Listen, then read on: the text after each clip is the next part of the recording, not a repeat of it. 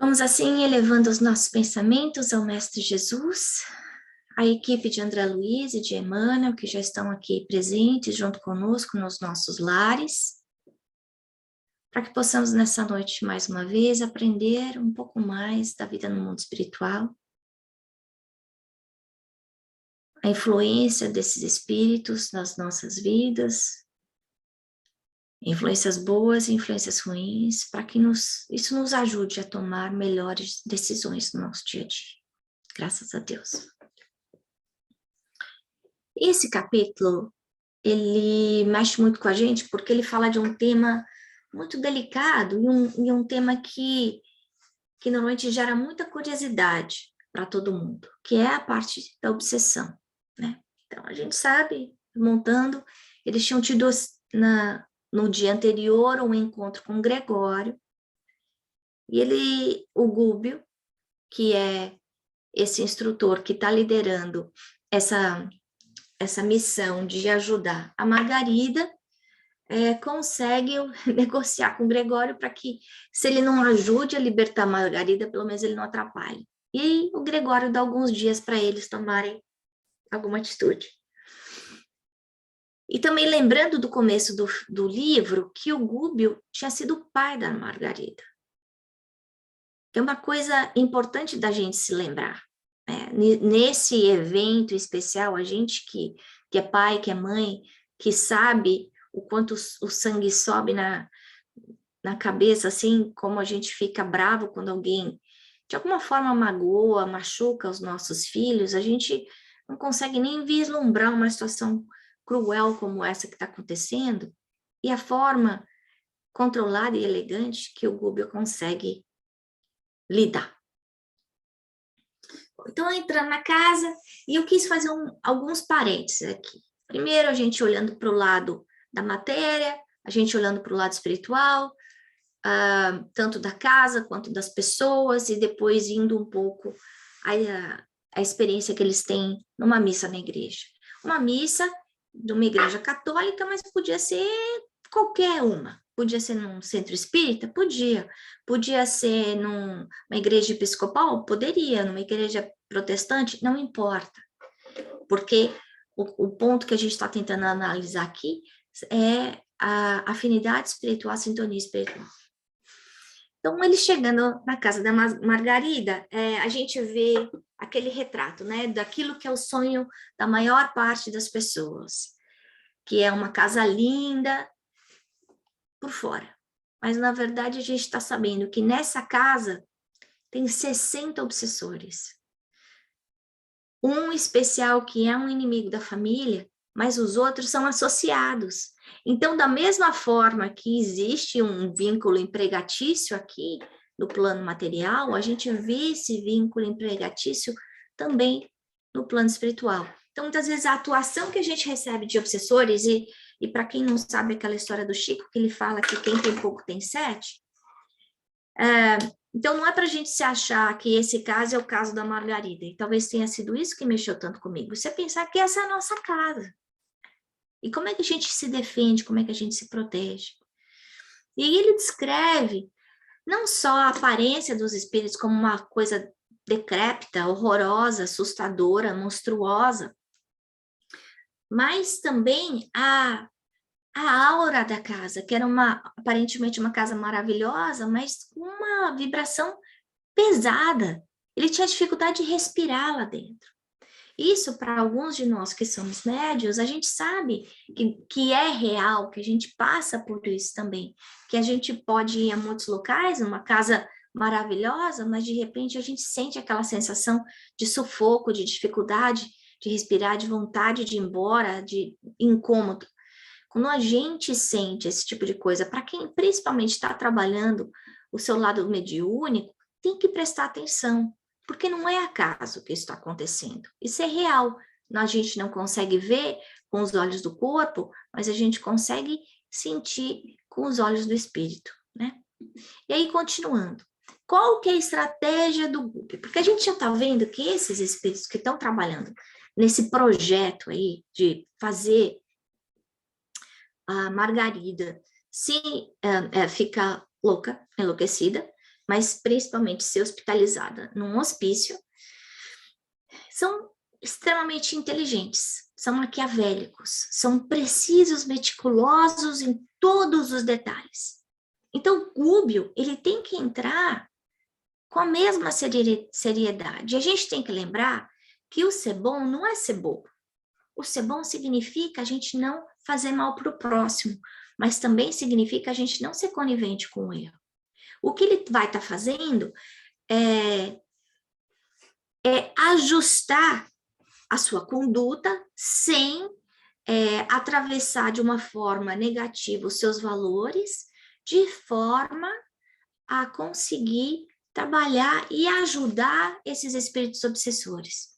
A gente já viu com Kardec que os espíritos obsessores, eles são espíritos ignorantes, eles não são espíritos maus, porque Deus não cria ninguém mal, não existe bom e mal nesse aspecto, não, você vai ser um espírito mau para sempre, como existia essa mentalidade na antiguidade de um espírito como o diabo, o Satã, isso não existe. O que existe é um desvio dessa jornada evolutiva no caminho do bem por causa da ignorância. Ignorância moral, não ignorância intelectual, como a gente está vendo aqui. Então, a primeira coisa que ele faz é modificar o seu perispírito. A gente sabe que o Gúbio tem uma envergadura espiritual maior do que a do André e do Eloy, mas ele entra na casa com seu perispírito completamente alterado, de uma forma que, se eles não soubessem quem era o Gúbio, eles não teriam reconhecido ele como um espírito da envergadura que é. Ele escurece, ele fica mais materializado. E por que ele faz isso? Porque da mesma forma que a gente viu no mundo maior, que é necessário entender qual é o desejo central da criatura, e essa é a forma como acontece a obsessão, a gente tem que entender qual é o desejo sincero, o desejo central desses obsessores. Porque só ele descobrindo isso, ele vai conseguir ajudar. Não é afastar por força. E a gente vê comentário do André Luiz falando, não, porque se fosse eu, teria feito desse jeito, eu já ia ter brigado, gritado, separado todo mundo, resolvido um a um. Será que isso ia resolver? Não, não ia. Porque é que nem bater aí numa colmeia cheia de abelhas. Talvez viessem ainda outros mais. O que o Gúbio está fazendo é usando uma estratégia inteligente baseada no quê?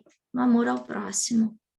Porque é só através do amor que a gente vai conseguir zerar todos esses ódios de passado.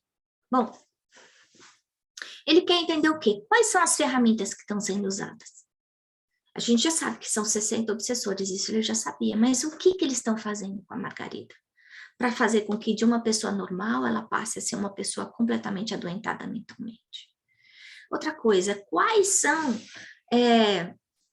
as ferramentas que ele pode usar da própria família para ajudar? A família tem religiosidade? Eles fazem evangelho no lar? Eles têm uma conduta moral reta? Eles se preocupam com os outros? Eles trabalham a sua reforma íntima? Ele quer entender quais são as brechas, quais são os pilares que ele pode usar dentro do lar para tentar fortalecer a cura da Margarida. Outra coisa que a gente vê muito importante é a humildade no trato. Ele não chega de salto alto, ele não chega falando quem ele é, de onde ele veio, não.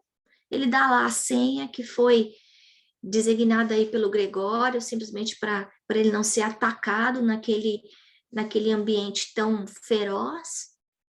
E é isso, não faz mais nada. Ele está lá para ouvir, para aprender e principalmente para ajudar. Então, eu acho que essa é uma lição tão importante para a gente, né? Porque dentro de casa, muitas vezes a gente quer estar certo. E a gente se esquece que muitas vezes a gente está certo, a gente pode criar condições muito piores se a gente tentar forçar a nossa verdade em cima dos outros. A gente pode até estar certo, mas será que o outro está pronto para ouvir? Será que se ele falasse para esses 60 espíritos, não façam isso, Vocês estão se endividando, a semente do mal vai voltar para vocês. Não ia resolver. Porque ele precisava entender qual é o passado, qual é o desejo central desses obsessores para querer fazer uma coisa tão horrorosa, tão maldosa com ela. Bom, no mundo físico, entrando nessa casa, a gente começa a analisar a parte da matéria. Uma casa enorme, uma casa linda, que impressiona pelos jardins. Ele usa a palavra aristocrática, né? Então, a gente consegue, só na nossa mente, imaginar o tamanho de uma coisa dessa. Então, perante o mundo que a gente vive aqui na Terra, a sociedade, a gente consegue entender o quê?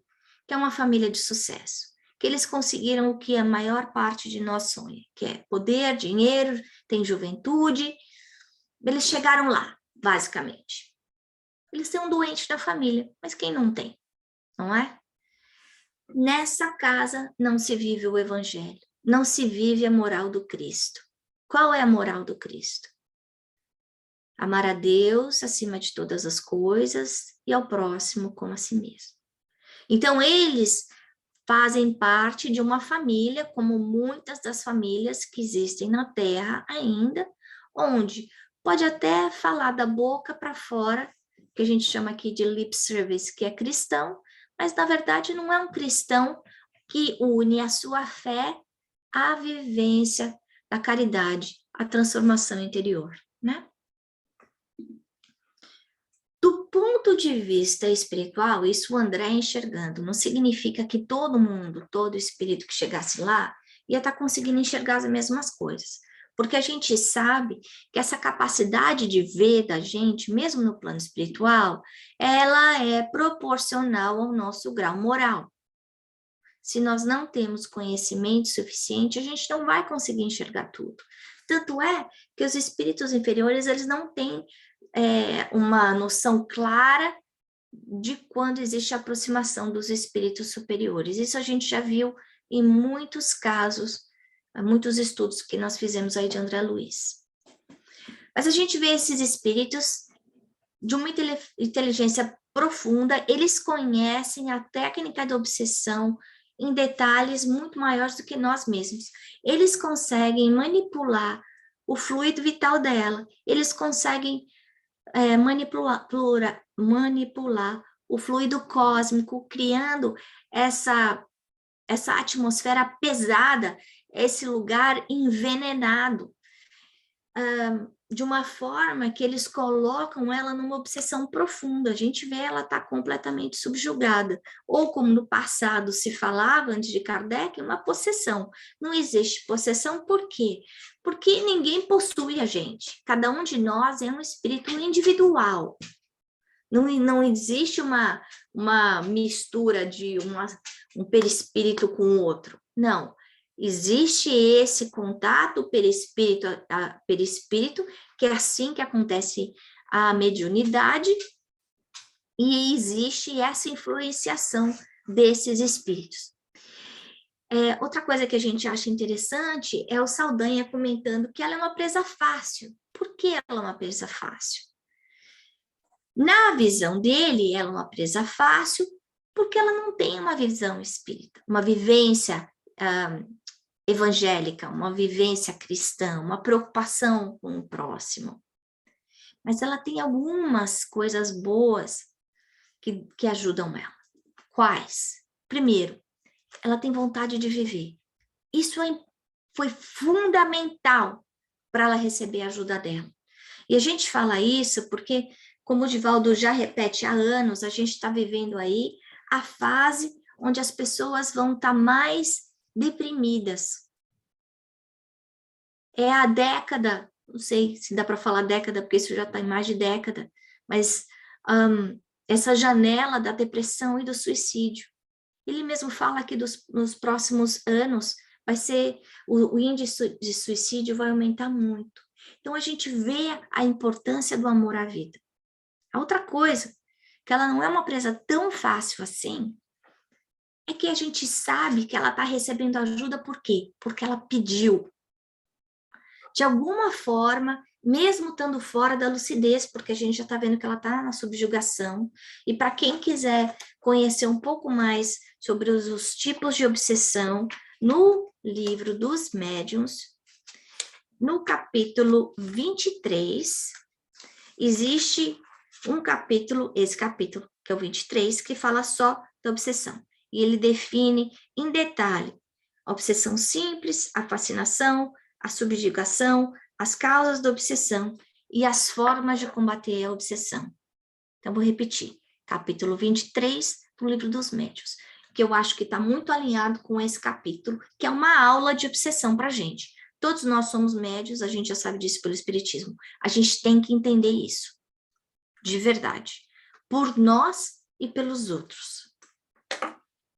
Então, a gente vê que ela é uma presa fácil na forma de ver ele, por quê? Porque não tem evangelho no lar, ela não faz reforma íntima, ela não tem vivência da caridade, mas ela tem duas coisas importantes, que é a vontade de viver, e ela usou a prece. Ela conseguiu pedir, e a prece, qualquer prece que é feita com um sentimento puro, é ouvida. Mas eles fizeram o quê? Ela prisioneira. E a gente vai ver que nos próximos 10 dias, ela está prisioneira na cama. Das 36 horas que ele fala, ela não vai conseguir se mexer de tanto tóxico que colocaram nela através do pensamento. Bom, e aí a gente fala um pouquinho da Margarida, desse desequilíbrio. Ela é uma pessoa normal. Interessante que o inimigo não é dela. Então, quer dizer, mas como assim, Ana? Quer dizer que um inimigo meu pode atacar o meu filho? Pode, a gente sabe o caso do Bezerra de Menezes com o filho dele. Muitas vezes a gente vê casos em que o pai ou o filho tem um débito e a gente sabe que o credor sempre vai atrás do algoz, a vítima e o algoz vão estar sempre juntos. Por quê? Porque a culpa está no subconsciente. Não importa se a gente está vivo na Terra ou no plano espiritual, a gente sabe que a vida é uma só, né? O que existe aí é uma mudança de vibração, como ele fala, como se fosse a água e o óleo dentro da igreja. Mas é uma coisa só. O inimigo não é dela que está lá, o Saldanha. Ele foi colocado pelo Gregório, que a gente já percebeu que teve um amor grande por ela, tanto é que quer que ela volte, achando que ele salvou-a, em vez de matou-a. Mas pelo ódio pelo pai, ele vai atacar a filha. E a gente vê o quê? Esse ataque sendo feito aonde? No corpo físico. Peraí, não estou entendendo, mas eles não estão desencarnados, como é que eles conseguem atacar o corpo físico? Ora, a gente já sabe que pensamento é matéria. A gente já conversou isso várias vezes. O orar e vigiar que Jesus falou, foi por quê? Por isso. Eles acabam hipnotizando ela, criando uma neurose. Eles atacam vários sistemas do corpo dela, ao ponto de alterar a pressão arterial. Então, estão trabalhando com a circulação dela. Ela fica com dificuldade de respirar. A pele começa a ter um monte de descara, de problemas. Então, essa toxicidade, e a gente sabe normalmente que a toxicidade fica guardada ou é manipulada no fígado. Então, a gente está vendo que essa toxicidade está entrando pelo corpo, pelo aparelho digestivo dela, ao ponto de sair pela pele. Olha só, gente, que coisa. Então, ela não está tomando um veneno de matéria física, como a gente conhece, mas ela está tomando um veneno da forma espiritual. Sendo que todos os sentidos dela estão sendo atacados. Ela fica com aquele olhar de louca, alucinada, os cheiros que ela sente, as vozes que ela ouve. E é importante a gente pensar nisso, porque a gente muitas vezes vê pessoas aí com algum desvio mental e a gente se esquece que muitas vezes essas pessoas, se tivessem um trato, uma ajuda espiritual, teriam uma qualidade de vida muito melhor. E a gente vai ver isso nos próximos capítulos com o filho do Saldanha. que é exatamente assim que o Gubbio vai ajudar. Então, os espíritos, apesar da diferença vibracional, matéria e plano espiritual, eles conseguem influenciar o nosso corpo. Então, peraí, Ana, mas e se eu não merecesse? Provavelmente isso não aconteceria. Porque Deus não permite que uma coisa que não nos pertence aconteça conosco. Ele pede a todos nós o orai e vigiai, a boa conduta, o bom combate, que é a reforma íntima. Mas cada um vai passar por aquilo que tem essa afinidade espiritual. Aí, Gubbio continua conversando, tentando entender o que está acontecendo, como vocês sabem, e pergunta, e o marido? Ele está vendo essa operação toda que está acontecendo, essas dezenas de ovoides ao redor da cabeça dela, com fios magnéticos alterando toda a parte celular dela. E aí ela não recebe ajuda. Aí essa resposta do Saldanha faz a gente repensar, porque a gente se enxerga nela. O infeliz não tem a menor noção da vida moral. Não é mau homem. Todavia, no casamento, foi apenas transferido de gozador da vida a homem sério. Então, não é que ele é infiel, rebelde, é diferente do... e a vida continua. A gente está vendo aí um homem que está casado. Ele pode não ter o espírito de família. Mas quantos a gente conhece que não tem? Mas aí a gente vê a importância desse espírito de família. Casamento não é brincadeira. Esposa não é bibelô. Marido não é bibelô. Parceiro, enfim. A paternidade constituir-lhe-ia um trambolho. E filhinhos, se o recebesse, não passariam para ele de curiosos brinquedos. De novo, quantos pais a gente conhece que tratam os filhos que nem boneca? Que não se preocupam com a sua educação, apenas com a sua instrução. Hoje, conduzirá a esposa à igreja. Então, você vê que ele gosta da esposa, ele vai lá com carinho, está cuidando dela, ajuda ela a se vestir, vai levar ela na igreja, que na cabeça dele talvez fosse, é o que eu posso fazer para ajudar, vamos rezar. E aí, a gente se surpreende de novo. Porque chega no templo religioso, eu coloquei templo religioso porque podia ser qualquer templo religioso. Calhou de ser uma igreja católica, mas podia ser o centro espírita, porque o ponto aqui é a qualidade moral daqueles que dirigem o templo. E aqui é a qualidade moral daqueles que participam do templo. Então, a gente vê aí uma igreja enorme, cabiam 700, 800 pessoas, a multidão bem apessoada, bem vestida. 5 vezes mais desencarnados, fazendo a maior bagunça. Ao ponto do André Luiz ter dificuldade de concentrar, ao ponto das pessoas terem dificuldade de concentrar. E eu fiquei pensando quantas vezes a gente quer fazer uma coisa certa e a mente da gente fica pulando para outro canto, pulando para outro canto, pulando para outro canto. Por quê? Pode ser influência espiritual? Pode sim. Dentro da igreja, ele fala da atmosfera pesada, com fluidos condensados.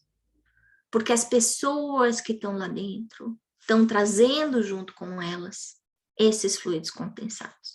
Porque as pessoas que estão lá dentro, apesar de elas estarem num lugar de oração, elas não estão conseguindo se ligar com o Pai. Porque aquelas que estão fazendo o esforço, ele fala, começa a ter uma luzinha mais bonita. Mas não é todo mundo que consegue.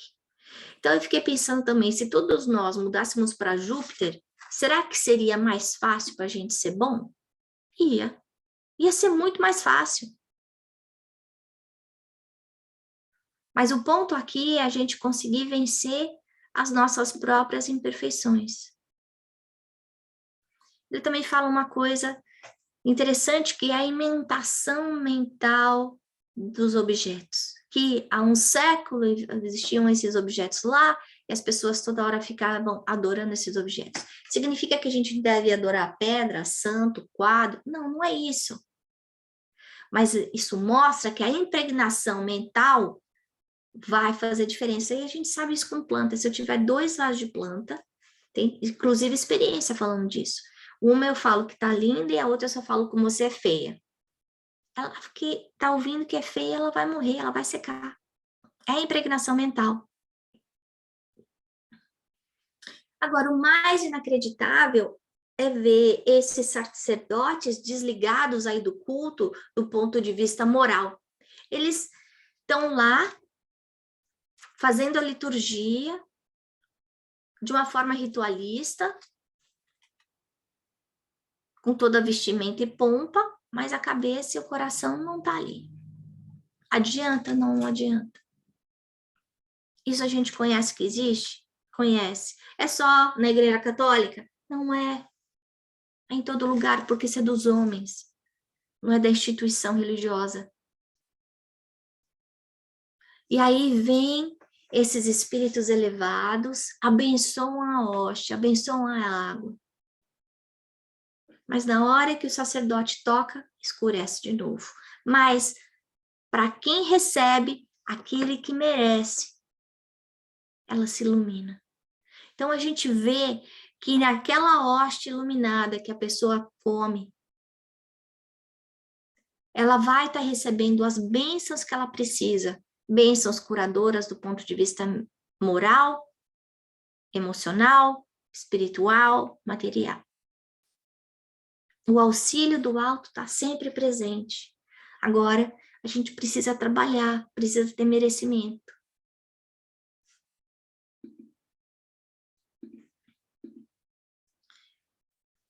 Aí, Gubbio vem e explica. A fé sem obras não basta. E a gente viu isso essa semana no EAD, estudando mais uma vez, semana passada.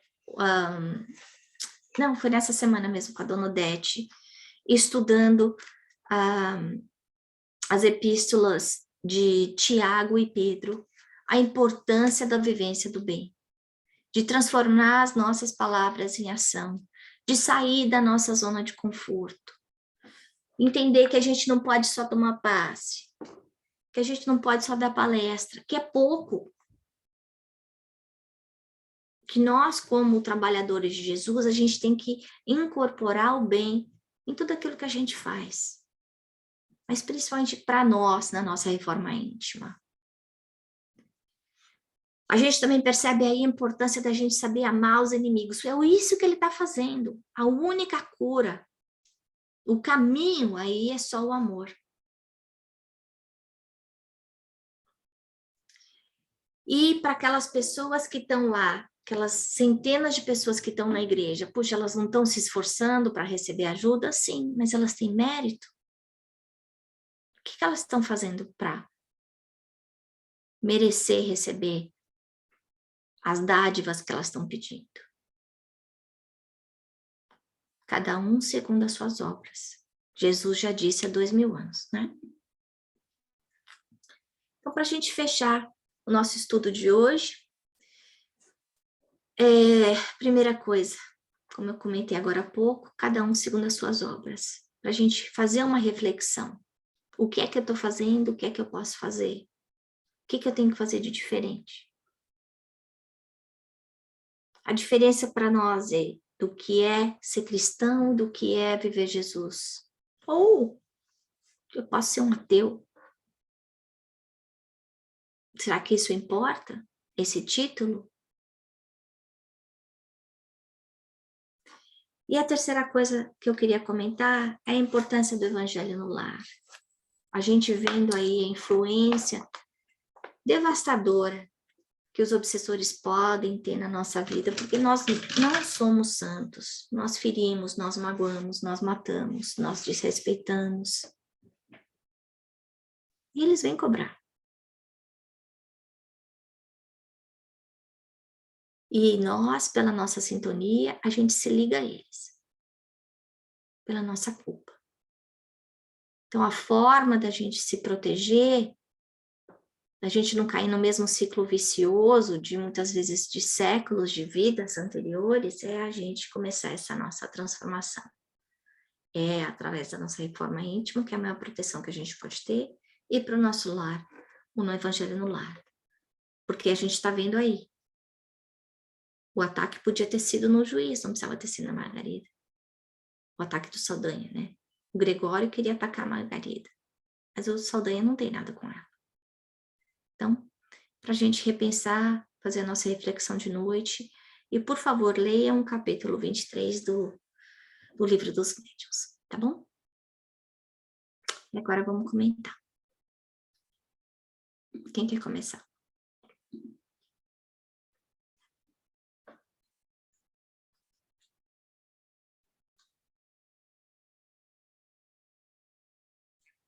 Eu vou comentar, então. Você comentou, porque eu escutei, claro, muitas das palestras do Divaldo, muitos anos atrás, que doenças mentais, né, e suicídio seria uma epidemia, né, e a gente vê, né, como que agravou a questão de saúde mental depois da pandemia, né, e mesmo vendo que é triste, porque talvez muitos desses espíritos que estavam lá, esse livro foi escrito quando, né? Foi em 50, 60. Muitos deles podem estar aqui agora, né? Encarnado e nessa essa pressão, né? De tanta atenção e muitas e o que chamou muita atenção, muitos jovens, né, com problemas mentais. Pode ser que olhando assim de um lado, como diz, só pelo que está acontecendo agora, que é um problema que está aumentando, mas, para o meu ver, é um problema que está vindo à tona para a gente mudar a maneira com que a gente, em tudo, né, na nossa sociedade, inclusive acesso, né? Eu escutei um podcast hoje o centro, a ligação que recebe, né, de suicídio, muitas crianças. E numa delas, que inclusive que a reportagem falou que o menino, acho que 15, 16 anos e tinha isso, e ele falou assim, mas meu pai perdeu o emprego e minha família eu não tenho acesso, eu não tenho condição de ir e ver um psicólogo. Então, um problema que tem que vir à tona, tem que ser comentado para se resolver e para diminuir, né? Porque realmente essa questão da obsessão, a gente sabe que tem obsessão atrás disso e tem muitas outras coisas, né? Atrás da saúde mental, né? É porque E é aí só vira aquele círculo vicioso, né? Diz-me quem é, eu isso, direi quem andas, né? Com quem andas. é, Então, eu, pela minha faixa vibratória, se eu vivo reclamando, se eu vivo brigando, uma pessoa que briga o tempo inteiro tem muito mais chance de ter obsessor do que aquela pessoa que é equilibrada. Uma pessoa que fica falando mal dos outros o tempo inteiro vai estar rodeada de espíritos que gostam de fofoca, é, né? é Então, energia mental. é energia mental. Você vive, e atrai e vive aquilo o tempo todo. Uhum. Né? Isso aí. Então, é mais fácil a gente começar vigiando antes com uma obsessão simples, que tem aquela ideia aqui, aquela ideia ali, mas a gente vai percebendo que, de repente, aquela ideia que a gente vem, toda hora vem aquela ideia de, por exemplo, eu sou feia, eu sou burro, eu não sei nada, ou aquela pessoa não gosta de mim. De repente, a gente começa a escutar uma conversa. Aí é o segundo passo. Sugestão. Né? Aí, nessa conversa interior, eu vou ficando mais ansioso, mais nervoso. até uma hora em que eu começo a acreditar naquilo. Que eu começo, que aí eu passo da obsessão para a fascinação. Eu tenho certeza que aquilo é verdade. E na subjugação, o que acontece? Eu perco a capacidade de controlar minha vontade. Então,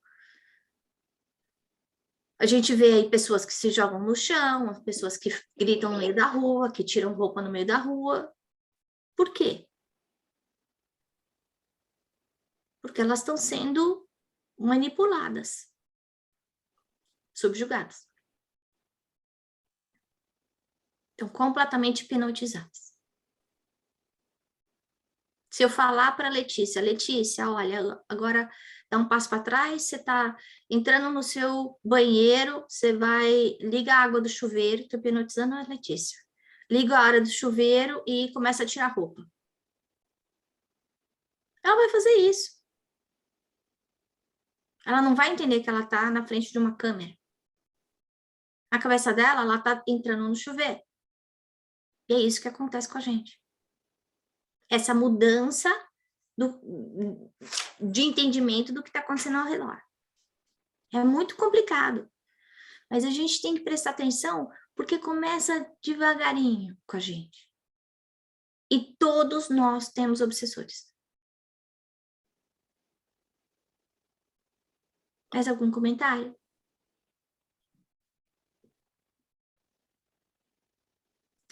Esse capítulo mexeu comigo. Mexeu com o clima. No caso dos obsessores, por exemplo, tem gente que busca tratamento, né? O tratamento remédio, né? Assim, o tratamento nas casas e tratamento em paralelo, medicamentoso, né? Ajuda essa desconexão com o obsessor? Sim. Assim, eu sei que o mental da casa, sim, mas os dois, um passe, isso é super importante que você está falando. O passe nunca dispensa a ajuda médica, porque muitas vezes a pessoa está tão deprimida que aí já está naquela... A depressão é o quê? É uma disfunção química dentro do cérebro. Não é imaginação. Mudou a química. E a gente está vendo que o obsessor consegue mudar a química do organismo dela, está fazendo a circulação dela mudar, a respiração dela mudar, a forma que ela está enxergando as coisas mudar. Está alterando, alterou. Então, precisa do remédio para ajustar a química do cérebro. Então, assim, né? Precisa do que mais? O passe ajuda? Ajuda. Boas leituras? Ajuda? Ajuda. Boas conversas? Ajuda? Ajuda. Uma psicóloga? Ajuda? Ajuda. Então, não é para a gente achar, não, mas se é um problema espiritual, não, aqui não é só um problema espiritual. Aqui virou um problema espiritual e um problema físico. E precisa ser tratado dessa forma. Com as ferramentas que existem do ponto de vista espiritual e do ponto de vista físico e da parte da psicologia que junta as duas coisas, né? Mas tem que pedir ajuda. Eu acho que essa é uma das dificuldades, porque existe um bloqueio na sociedade ainda de que depressão é coisa de marica, né? Que não pode tomar remédio, porque toma remédio porque não consegue... Ou de louco, né? Assim, né? Não sou louco. É loucura, né? Eu consigo resolver meus problemas sem ter que tomar remédio. E aí a obsessão é outra coisa, outro sintoma da obsessão, insônia. Você para de dormir. Então, existem alteração de apetite, come de mais, come de menos. Existem algumas coisas que a gente começa a perceber que está mudando, está diferente. Eu começo a ficar muito impaciente com aquela pessoa que, tipo, eu escuto aquela voz do meu filho, eu já fico assim, presta atenção. Não é você não ama seu filho?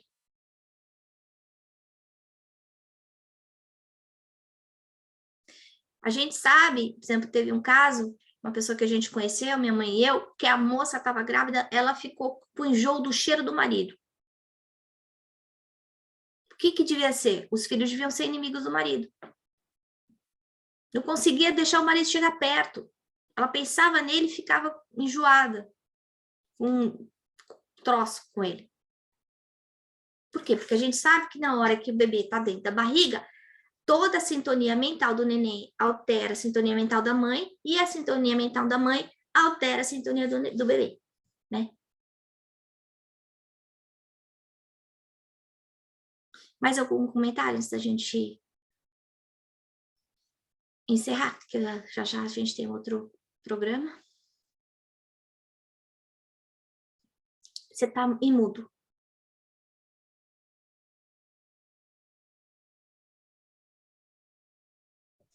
Se ninguém quiser fazer um comentário, eu queria. Realmente é um capítulo altamente educativo. Um verdadeiro alerta, uma campainha de alarme para a gente sair da teoria para a prática. E enquanto você estava fazendo a reflexão, eu estava me lembrando do trabalho que nós fizemos na segunda-feira. Basicamente, a gente mergulhou no conceito da sintonia, da afinidade. Vocês estão lembrados? Que os espíritos encarnados e desencarnados se unem pela sintonia, num relacionamento individual, como também social, planetário. Cada humanidade que vai para um planeta vai porque está ali naquela sintonia, né? Então, eu acho não, tenho certeza que a doutrina é ciência mesmo, é matemática. Vira e mexe, a gente está chegando no mesmo conceito, na mesma informação. E outro item que a gente não pode deixar de memorizar, de registrar, de guardar desse capítulo de hoje, é a força da carga energética negativa. Aquele parágrafo que descreve que ela respirava energias tóxicas, quer dizer, um ambiente onde as pessoas são vigilantes e que atraem os inimigos, fica envenenado. E aí a pessoa absorve aquela energia através do pulmão, através da pele. A gente sabe bem como é que é. E esse veneno acumulado ao longo do tempo desencadeia doenças. Toda doença tem uma causa espiritual. Isso também a doutrina ensina. Antes dela se manifestar do corpo, já teve aquela trama toda, aquele processo todo na dimensão espiritual. Vocês devem ter visto recentemente muitas mensagens que estão circulando no meio espírita, tentando explicar, tentando entender o porquê da pandemia, por que é que teve que acontecer essa coisa assim, imprevista, assustadora, como foi a pandemia. Por quê? Eu pergunto a vocês, qual é a qualidade vibratória do planeta? O planeta está envenenado. Uma das mensagens, eu não sei de quem, mas sempre de entidades sérias, eu só leio quando eu conheço o médium e conheço o lugar, não é qualquer recado que eu passo para frente. Uma colocação que diz que a pandemia veio para evitar uma nova guerra mundial, porque a maldade dos homens está tão intensa que podia caminhar para problemas maiores, para desgraças maiores. Eu não gosto dessa palavra, mas o clima é mesmo disso, né? Então, o plano espiritual usou a nossa conduta ignorante, essa carga deletéria, para filtrar, purificar, limpar um pouco esse peso energético do planeta. Então, da mesma forma que na Margarida a carga energética fazia ela, pessoa, adoecer, a carga energética do planeta também, né? E a gente pode ajudar, e nós espíritas temos ajudado muito, vibrando pelo planeta, vibrando paz, amor e luz, mentalizando energias positivas, equilibrando aí, minimizando essa carga negativa. E Uma ajuda ainda maior é não falar, não fazer comentários negativos, não criticar políticos, não criticar pessoas. A Ana falou disso, a maledicência. A maledicência é veneno. A gente está tão acostumado, acha tão natural, que a gente nem percebe que é uma arma que causa prejuízos enormes para a gente e para aqueles que convivem conosco, né? Eu queria encerrar o meu comentário lembrando que uma coisa que eu já falei para vocês em outras ocasiões, que a medicina hoje sabe que não existem doenças, existem doentes, né? Então, o mesmo tipo de câncer em 2, 3, 4 pessoas diferentes, o quadro que vai se manifestar é completamente diferente. Não tem o mesmo. Uns ficam prontos, curados em um ano, outros levam mais tempo, outros desencarnam. O mesmo aconteceu com a pandemia. Tem gente, nós sabemos de casos de marido e mulher dormindo na mesma cama, ela tem, ele não tem. Ou então, uma pessoa tem a Covid e com sintomas como se fosse de gripe, e outras vão para o hospital, são entubados, ficam meses na UTI. O que é isso? É a sintonia que favoreceu o vírus fazer um estrago maior. Então, higiene mental, fé, prece. Prece, meus queridos, nem Jesus prescindiu dela. Muitas e muitas vezes no Evangelho a gente vê referência a Jesus se afastando da multidão, Jesus indo para a praia, Jesus indo para o horto, para orar, para entrar em comunhão com o Pai, para entrar em comunhão com o plano espiritual superior. Se ele, o Cristo planetário, precisava desse suporte, imagine nós, né? Então, está diretamente relacionado com a nossa saúde do corpo e da alma. Vamos assim agradecendo ao Mestre Jesus, a equipe de André Luiz, a equipe de Emmanuel, o Chico Xavier, que nos proporciona tanta iluminação. Que nós saibamos, Senhor, lidar bem com o nosso tempo, esse tesouro maior que nós possuímos. Saibamos usá-lo bem, em benefício de nós próprios, mas também do nosso próximo. E assim nós damos por encerrado os estudos dessa noite. Graças a Deus.